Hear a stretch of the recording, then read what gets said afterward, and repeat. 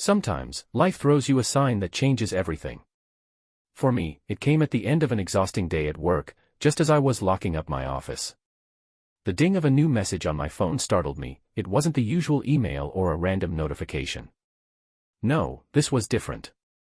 6:30 p.m. Watch closely. Summer Breeze Cafe.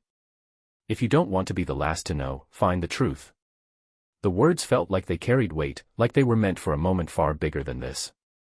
A blurry image was attached, showing the corner of a cafe table, a woman's hand and a man's resting too close together to be casual. The nails on her fingers were painted a soft pink, the kind Christina, my wife, favored. And that watch on her wrist, it was hers. I stared at it for longer than I should have, caught between disbelief and a strange gut feeling I couldn't shake. Rationality told me it couldn't be her. Christina was at work, preparing for tomorrow's big conference, or so she'd told me that morning. Still, something didn't sit right. A whisper of doubt began to grow louder in my mind. As an engineer, I thrived on facts, on tangible proof. This, though, it wasn't proof. It was bait. I texted her, my fingers trembling more than I'd like to admit. "How's your day?" "Working late." The message felt simple, harmless, but it carried the weight of my growing unease. Her response came quickly. "Exhausted. Still at the office. Hoping to finish soon." A smiley face followed her words, as if to ease any concern I might have. But my concern had already taken root, and the seed of doubt was blossoming into something I couldn't ignore. So, instead of heading home, I found myself driving toward the Summer Breeze Cafe. My heart thudded in my chest with each passing mile, my mind spinning with thoughts I couldn't quiet. Was it just paranoia? Or was it the beginning of something I wasn't ready to face? The cafe came into view, its string lights twinkling like stars in the encroaching dusk. And there it was, her car, unmistakable, parked neatly along the curb. The world seemed to narrow as I stepped out of the car and onto the sidewalk. The cafe's warm glow spilled through its large windows, and I felt like a moth drawn toward a flame that might burn me alive. Her car sat there, glaring at me like evidence, but I still told myself it could be a coincidence. A simple overlap. Maybe her boss had swung by for a coffee, and she was there with her laptop, running through last-minute details. Logical. Plausible. I hovered near the entrance, trying to make sense of what I was about to do. Inside, the hum of conversations blended with the soft clinking of dishes. Normalcy wrapped itself around the scene, but to me, the cafe felt like enemy territory. The first thing I noticed when I stepped inside was the unmistakable scent of roasted coffee beans and fresh pastries. It was almost comforting, until I saw her. Christina. Sitting at a corner table. Not working, not staring at her laptop. No, she was leaning in toward her boss, Victor. Victor, the man she'd often mentioned in passing. Victor, the one who understood her vision and pushed her to grow professionally. I never thought twice about him before. I had no reason to. But now, the way her smile lingered, the way his hand brushed hers when he reached for his cup. I ducked into the shadows before they noticed me, my breath shallow and my pulse roaring in my ears. My first instinct was to walk over, demand answers, make a scene. But something stopped me. Instead, I texted her again. "How's the office?" "Almost done." From my hiding spot near the counter, I watched her casually reach for her phone. She smiled, as she typed back. "Still here. Just grabbed coffee to keep going. Don't wait up for me, okay? Love you, red heart." I read the words as they appeared on my screen, the little red heart a cruel mockery of what I'd thought we had. I couldn't move. The betrayal wasn't just in her presence here with Victor, it was in the ease with which she lied to me. I was still frozen in place, trying to decide what to do, when a shadow fell across me. 3 men, strangers, stood between me and the scene unfolding at that corner table. "Mind your business," one of them growled. "What?" I asked, genuinely thrown off. "You heard me. Walk away. Now." Their presence was threatening, their tone unmistakable. And when I tried to step around them, one of them shoved me back. "Last warning," he said, low and menacing.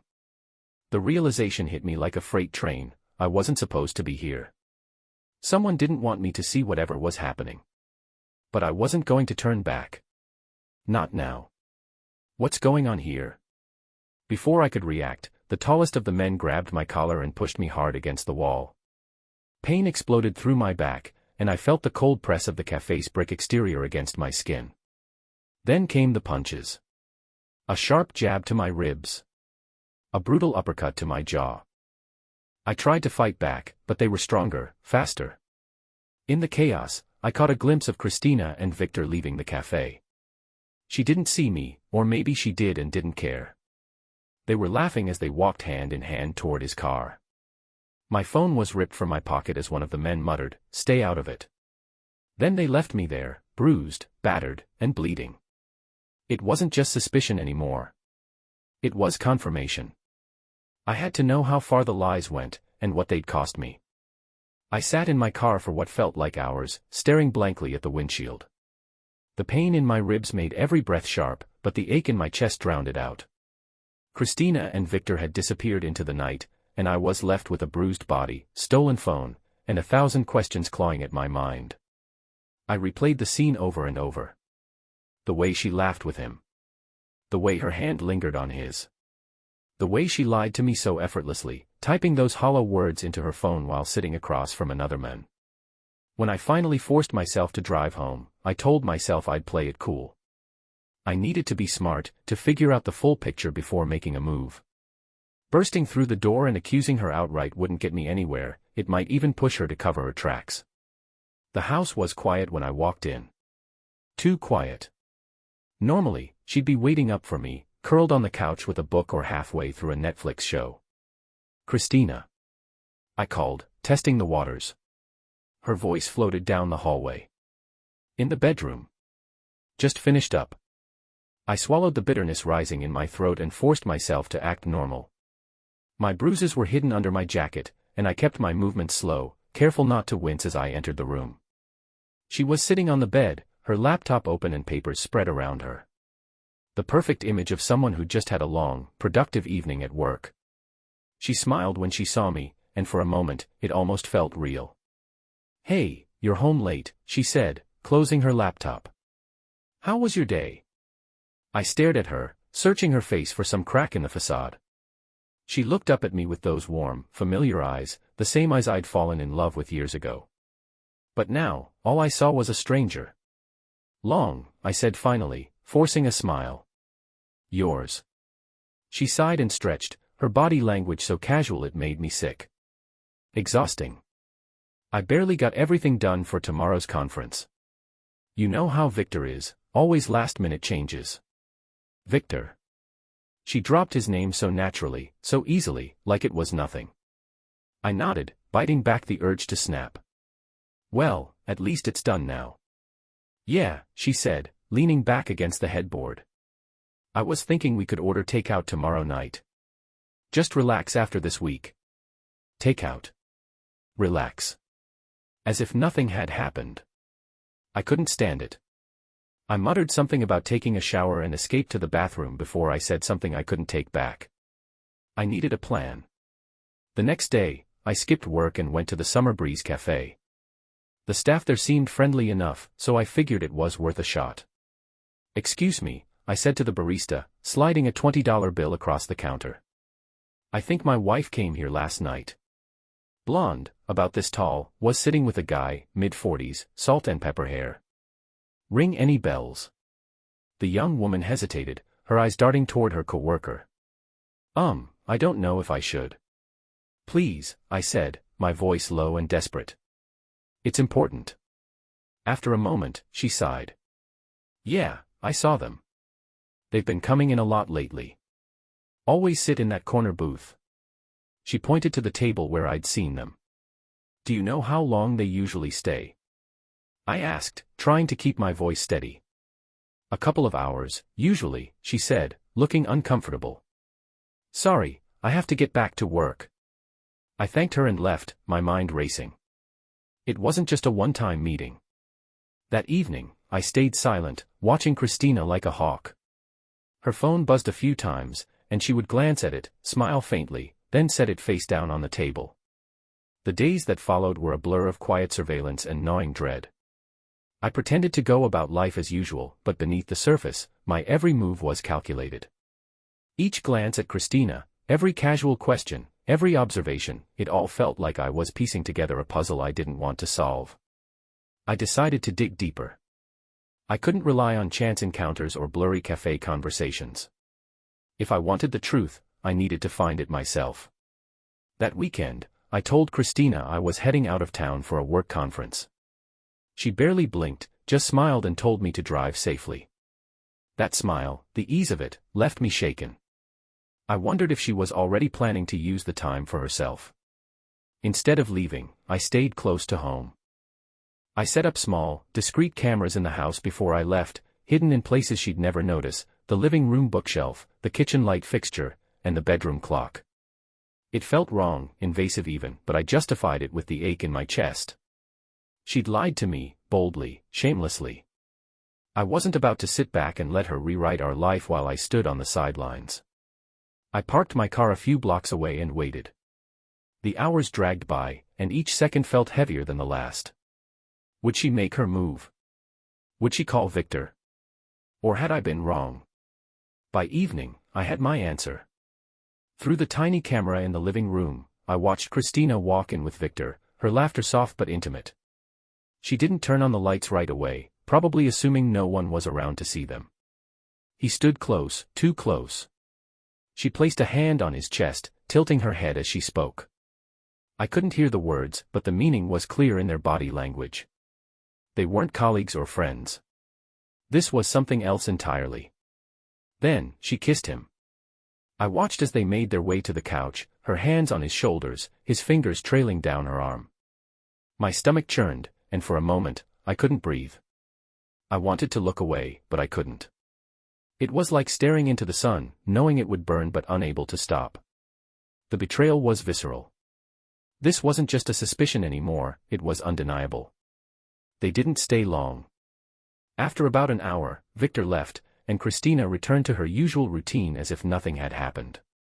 She poured herself a glass of wine, turned on the TV, and settled in like any other night. I sat in my car, shaking, my fists clenched tightly around the steering wheel. She'd brought him into our home. Into the space we'd built together. I wanted to storm inside, to confront her, to demand an explanation. But I didn't. I needed to keep my emotions in check, to think this through. The next day, I visited a lawyer.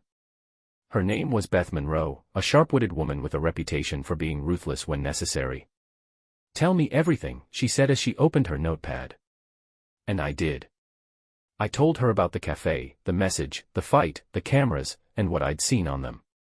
Her expression remained neutral as she took it all in, her pen gliding effortlessly across the page. "This is good," she said when I finished. "You've already gathered evidence. That'll help when the time comes to file for divorce." Her words hit me like a hammer. Divorce. I hadn't said it out loud, but hearing it from her made it real. "What about the cameras?" I asked. "Can I use that footage?" She nodded. "As long as it was in your shared home and not somewhere with an expectation of privacy, you're in the clear. It'll hold up in court." I felt a small surge of relief, but it was quickly swallowed by the weight of the situation. This wasn't just about ending a marriage, it was about dismantling a life. Beth leaned forward, her tone softer now. "Listen, Andrew. This is going to be hard. I won't sugarcoat it. But if you want out, you'll come out stronger on the other side. Trust me." I nodded, though the lump in my throat made it hard to respond. That night, I returned home and acted like nothing had changed. Christina greeted me with her usual smile, her arms wrapping around me like everything was fine. The scent of her perfume made my stomach turn, and I had to force myself not to pull away. "How was the conference?" she asked, her voice light and curious. "Good," I lied. "Long, but productive." She seemed satisfied with that and returned to whatever she was cooking on the stove. I watched her, this woman I thought I knew, and felt a mixture of rage and sorrow. The morning sun crept into the bedroom, casting shadows on the walls that felt heavier than they should. I watched Christina as she slept beside me, her face serene and untouched by guilt. It was almost unbearable to look at her now, knowing what I knew. Every smile, every touch, every "I love you" over the years seemed poisoned.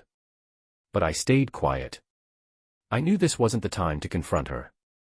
Not yet. When she woke up, she rolled over and kissed me on the cheek, her lips brushing my skin like nothing had changed. "Morning," she said, her voice soft and warm. "Morning," I replied, forcing a smile. I watched her as she moved through the motions of her morning routine, brushing her hair, sipping coffee, scrolling on her phone.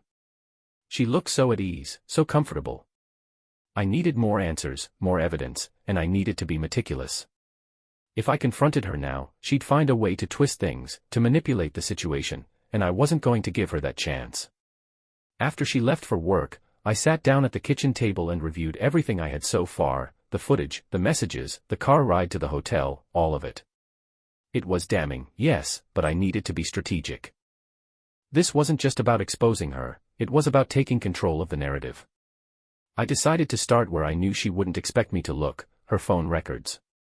Christina had always been careful with her phone, keeping it locked and within reach. But her phone bill. That was shared, tied to our account. Logging in, I scrolled through the recent calls and texts. It didn't take long to find Victor's number, repeated calls, messages, some of them late at night when she'd claimed she was working late. There were more texts than I could count, stretching back months. The frequency of their communication made it clear that this wasn't new. But it wasn't just Victor. Another name popped up, someone I didn't recognize. The number was unlisted, but the timestamps were suspicious. I copied it down and sent it to Beth, my lawyer, asking if she could help me identify who it belonged to. By the time Christina came home that evening, I had pieced together enough to form a clear timeline of her betrayal. But I still wasn't ready to act. Not yet. I needed to see how far she would go. The next day, I told her I had an out-of-town work meeting that would keep me busy for the weekend. She nodded absently, barely looking up from her phone. "Don't worry," she said with a smile. "I'll keep myself busy." "I bet you will," I thought bitterly, but I kept my face neutral. Before leaving, I installed a few more cameras, one near the front door, one in the kitchen, and one in the bedroom. I told myself it wasn't paranoia, it was preparation. Then I drove to a hotel on the other side of town and waited. It didn't take long. Around 8 p.m., my phone buzzed with an alert from one of the cameras. I opened the app and saw Christina standing at the front door, laughing as she let Victor in. He kissed her cheek before stepping inside, and she closed the door behind them like it was just another night at home. For the next hour, I watched in silence as they sat in the living room, drinking wine and talking. Their ease with each other, the way they moved through our home, was enough to make my blood boil. When they moved to the bedroom, I turned off the feed. I'd seen enough. The next morning, I sent everything to Beth, the footage, the texts, the phone records. I wanted her to have it all, to make sure we had a case so airtight Christina wouldn't have a leg to stand on. Beth called me later that day. "This is solid," she said. "You've got more than enough to prove infidelity. When you're ready, we can move forward with filing for divorce." I felt a strange mix of relief and sadness. This was what I wanted, what I needed, but it still felt like a knife twisting in my gut. "Not yet," I said.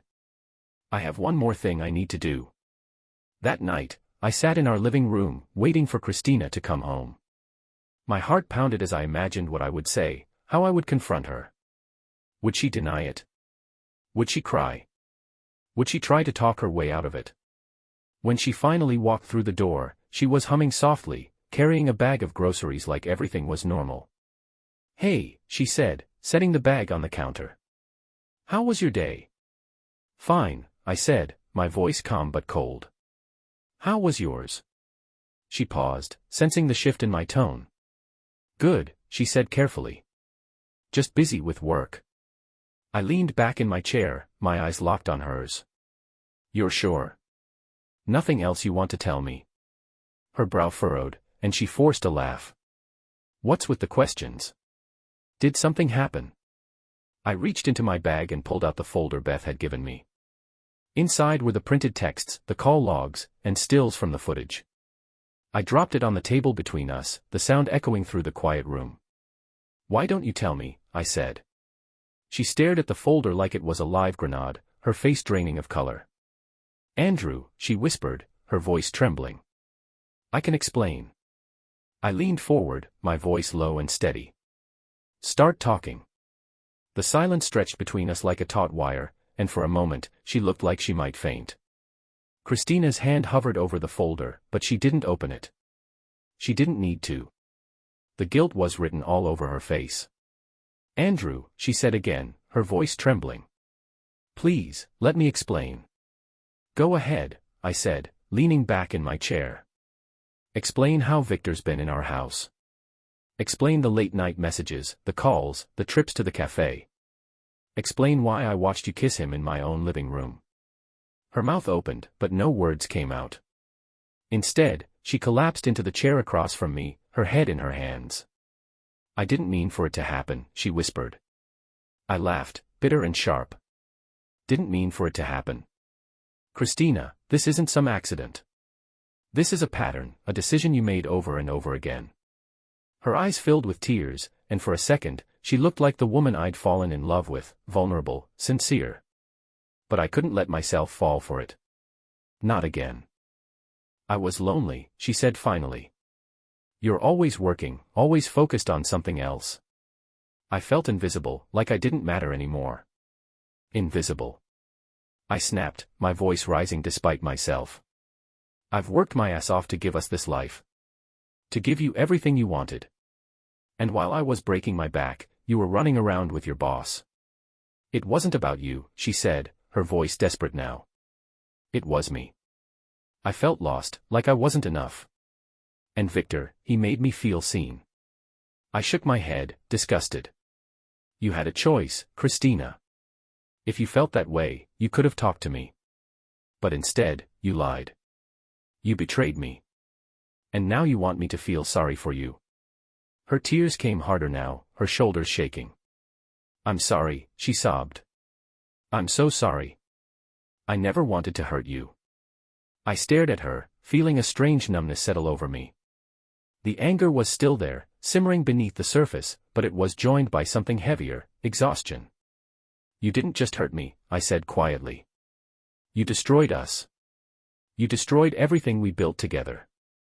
She looked up at me then, her face streaked with tears. "I'll end it," she said, her voice breaking. "I'll tell Victor it's over. I'll do whatever it takes to fix this. Just, please don't give up on us." The words hung in the air, heavy and desperate. But I wasn't moved. Not anymore. "It's too late," I said, my voice steady. "You made your choice, Christina. And now I'm making mine." Her face crumpled, and she reached for my hand, but I pulled away. "What does that mean?" she asked, her voice barely above a whisper. "It means I'm done," I said, standing up. "I'm filing for divorce." Her sobs grew louder, echoing through the house as I walked away. I didn't look back, didn't let myself falter. When I reached the bedroom, I closed the door and sat on the edge of the bed, my head in my hands. The confrontation was over, but the weight of it all still pressed down on me. I'd always thought of myself as strong, as someone who could handle anything life threw at me. But this felt like standing in the wreckage of a life I no longer recognized.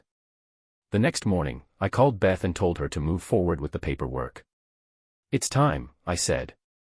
Christina's tears and pleas echoed in my mind, but they couldn't undo what she had done. Each time I thought about her and Victor in our home, a fresh wave of anger and hurt crashed over me. Beth worked quickly, filing the divorce papers and ensuring every detail was airtight. Christina didn't contest the divorce, not really. She cried when she signed the papers but didn't fight me on the terms. I think she knew there was nothing left to salvage.